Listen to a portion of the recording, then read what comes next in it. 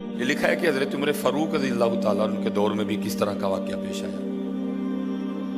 ایک نوجوان تھا، حسین و جمیل تھا، اللہ نے حسن عطا کر رکھا تھا بڑا۔ اس نے جب بھی نماز پڑھنے کے لیے آنا نا تو راستے میں ایک عورت تھی، اس کی نظر پڑتی، اور یہ کہا گیا ہے کہ جو نظر ہے یہ شیطان کے تیروں میں سے ایک تیر ہے۔ اسی لیے تو حضرت جی نظریں جھکا کے چلنے کا حکم دیا گیا ہے، کیونکہ جو نظر ہے یہ شیطان کے تیروں میں سے ایک تیر ہے حضرت جی۔ پڑھ تو یہ ایک دفعہ جاتی ہے لیکن کتنی دنوں تک حضرت اس نظر کا جو اثر ہے وہ دل سے نہیں جاتا۔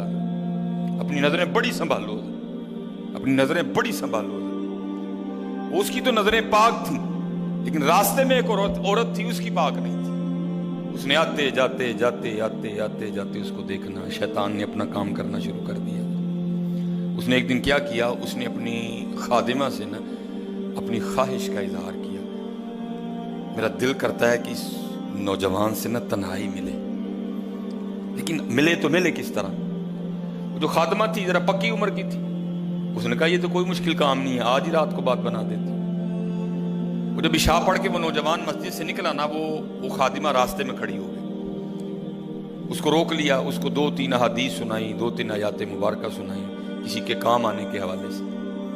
ہمارے گھر میں مرد کوئی نہیں ہے، کچھ وزنی سا سامان اٹھانا ہے، اگر آپ اٹھا دیں تو بڑی نوازش ہوگی، اللہ راضی ہوگا، اللہ کے رسول راضی ہوگا، کوئی مسئلہ نہیں۔ اسی طرح ہوا حضرت، وہ گھر لے گئی، پچھلے کمرے میں لے گئی۔ وہ جیسے کمرے میں داخل ہوئے، وہ عورت پہلے موجود تھی، اس نے جناب اندر سے چٹکنی لگا لی اور اس کے سامنے اپنی خواہش کا اظہار کیا۔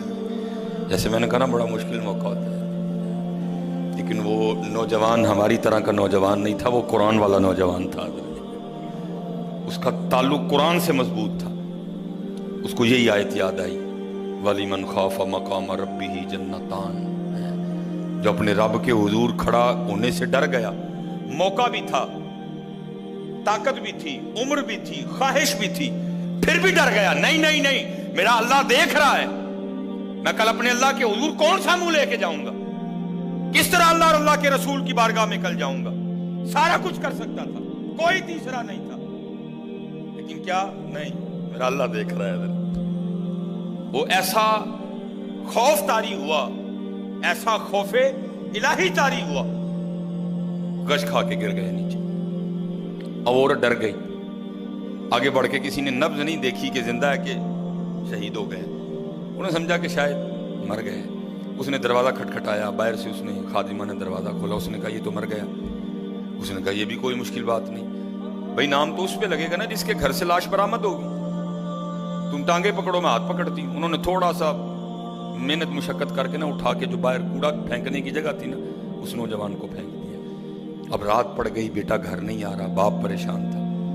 جب کافی وقت گزرا نا تو والد صاحب بیٹے کی تلاش میں نکلے، تو راستے میں کیا دیکھتے ہیں کہ وہ جو کوڑا کرکٹ پھینکنے کی جگہ ہے وہاں بیٹا پڑا ہوا ہے۔ بیٹے کو اٹھایا، گھر لے آئے، منہ پہ پانی کے چھینٹے مارے، بیٹے کو ہوش آئی۔ باپ نے پوچھا پتر کیا ہوا؟ وہ بیٹے نے پھر سنانا شروع کیا۔ جب پھر وہاں پہنچا نا تو اس عورت نے مجھے دعوت زنا دی، تو پہلے تو خوف الہی کی وجہ سے بے ہوش ہوا تھا، اس بار اتنا خوف الہی نے غلبہ کیا کہ واقعی روح پرواز کر گئی ہے۔ والد نے راتوں رات جنازہ کروا دیا۔ صبح والد صاحب فجر کی نماز کی جماعت میں شریک نہیں ہو سکے۔ جب نماز سے فارغ ہوئے نا تو امیر المومنین حضرت سیدنا عمر بن خطاب رضی اللہ تعالیٰ نے پوچھا بھائی وہ آج ہمارا فلاں مقتدی کیوں نہیں آیا؟ لوگوں نے ساری بات سنائی، حضرت جوان بیٹا تھا، انتقال کر گیا، رات ہی کو جنازہ ہو گیا، شاید اس وجہ سے حضرت نہیں جماعت میں تشریف لا سکے۔ آپ نے فرمایا چلو اپنے بھائی کے غم میں شریک ہوتے ہیں۔ حضرت سیدنا عمر فاروق رضی اللہ تعالیٰ عنہ آئے، باتیں ہوتی رہیں، آپ نے بیٹے کے انتقال کی وجہ پوچھی، بیٹے نے ساری بات سنائی۔ آپ نے فرمایا اچھا تیرے بیٹے کا انتقال خوف الہی کی وجہ سے ہوا ہے؟ تو اللہ تو فرماتے ہیں وَلِمَنْ خَافَ مَقَامَ رَبِّهِ جَنَّتَانِ، اور جو ہمارے رب حضور کھڑا ہونے سے ڈر گیا اس کے لیے 2 جنتیں ہیں، تو چل پھر مجھے ذرا اپنے بیٹے کی قبر پہ لے کے چل۔ ہائے لکھا ہے حضرت عمر فاروق اب اس کے بیٹے کی قبر پہ تشریف لے، اس کی قبر پہ کھڑے ہو کے اس نوجوان کو باہر سے مخاطب کر کے فرماتے ہیں، اللہ فرماتے ہیں وَلِمَنْ خَافَ مَقَامَ رَبِّهِ جَنَّتَانِ، اور جو اپنے رب کے حضور کھڑا ہونے سے ڈر گیا اس کے لیے 2 جنتیں ہیں۔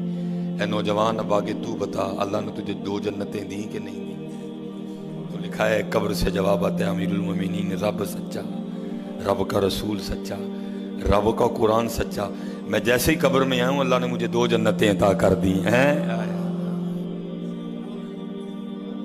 بچو اس سے بچو، اس دور کا سب سے بڑا فتنہ ہے، اس سے بچو، اور خود نہیں بچا جاتا، اپنے اللہ کے حضور بار بار گڑ گڑاؤ، یا اللہ سانو بچا لے۔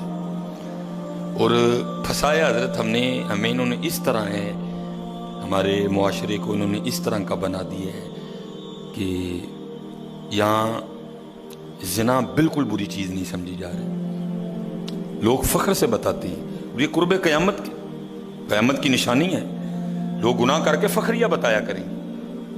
آج کا نوجوان فخریہ بتاتا ہے، میری اتنی گرل فرینڈز ہیں، آج کا نوجوان فخر سے بتاتا ہے، یہ قرب قیامت ہے، یہ نشانی ہے قیامت کی۔ لوگ گناہ کر کے ڈریں گے نہیں بلکہ فخریہ بتایا کریں گے، ہاں جی میں یہ گناہ کر رہا ہوں اور اتنی جگہ کر رہا ہوں میں یہ گناہ، لیکن کیا ہوگا، نیکی مشکل ہو جائے۔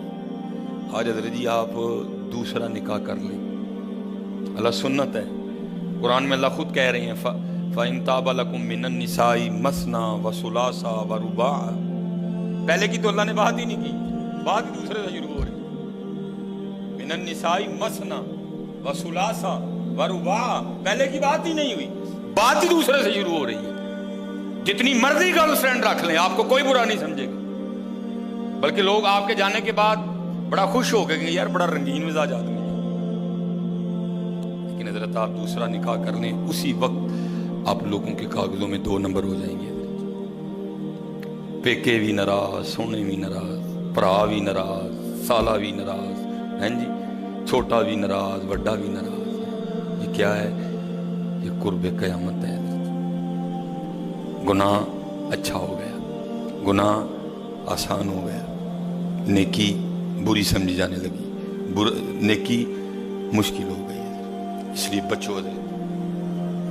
اس کا طریقہ جو ہمیں ہمارے بڑوں نے بتایا ہے یہی ہے حضرت جی، روز سرگی اٹھو تے اللہ دے حضور رو، یا اللہ جے دن چڑھے آئے تے تیرے فضل نہ چڑھے آئے، جے چاڑے تے پھر ساڑی حفاظت بھی فرمائیں گے، سانو بچا بھی لیں گے، ساڑی حفاظت بھی فرمائیں گے۔ تو حضرت جی دنیا تو 4 دن کی ہے، جا رہی ہے، کالے وال مسافر ہوئے، چٹیاں ڈیرے لائے، کالے وال مسافر ہوئے، چٹیاں ڈیرے لائی، ویکھ محمد بخشا موت سے نہیں آئے۔ اور حضرت جی اللہ سب کو اپنی حفاظت میں رکھے۔ اگر کوئی اس گناہ میں پھنسا ہوا ہے، اگر کوئی اس گناہ میں پھنسا ہوا ہے تو میں کہوں گا کہ توبہ کر لیں سارے حضرت، کیونکہ حضرت یہ وہ گناہ ہیں کر تو ہم رہے ہیں لیکن اس کی سزا ہماری نسلوں کو بھگتنی پڑنی ہے، کیونکہ امام شافعی رحمۃ اللہ تعالی علیہ فرماتے ہیں زنا وہ قرض ہے جو لے تو رہا ہے لیکن چکائے گی تیری اولاد۔ زنا وہ قرض ہے جو لے تو رہا ہے لیکن چکائے گی تیری اولاد۔ اس لیے حضرت جی اپنی اولاد کے لیے، اپنی بیٹیوں کے لیے، اپنی بہنوں کے لیے گڑھے نہ کھودو حضرت، اس سے بچو حضرت۔